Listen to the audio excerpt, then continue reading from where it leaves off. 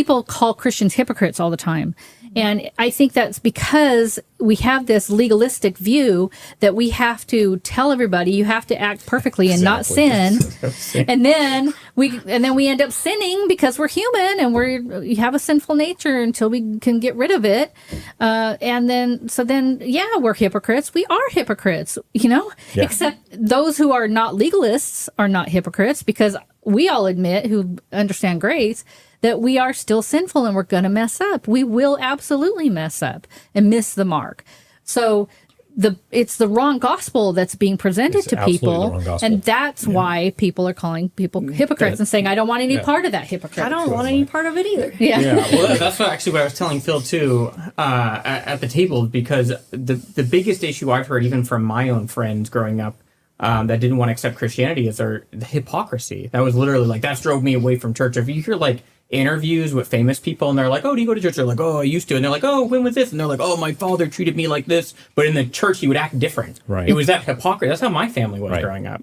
And that was the hypocrisy that turned me away. And I think it was subconscious a little bit for me. I wasn't like hypocrisy. But it's true though, right? Like, 'cause these people are putting on a face of like, we're acting like how God acts, like, or what he expects us to act like. And then when they're beating you or hurting you or doing something horrible to you or treating other people horrible, you're like, oh, is that how God treats people? You know what I mean? No, that's powerful and destructive. It's also as destructive. We watched a sermon by a well-known teacher, and I won't name names on this, but she had a set of stairs behind her. I can't make this stuff up. And she stood 2 or 3 stairs up and said, well, I might be here now at this point in my life.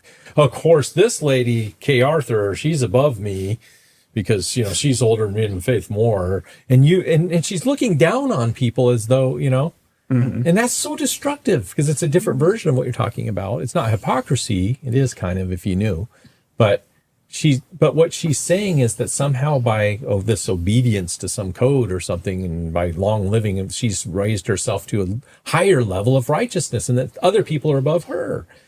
The problem that people don't understand, they might be trying to do well by saying that kind of stuff, but they're sending people to hell, because a lot of people in the audience are thinking, I'll never reach that. I guess maybe I wasn't even chosen.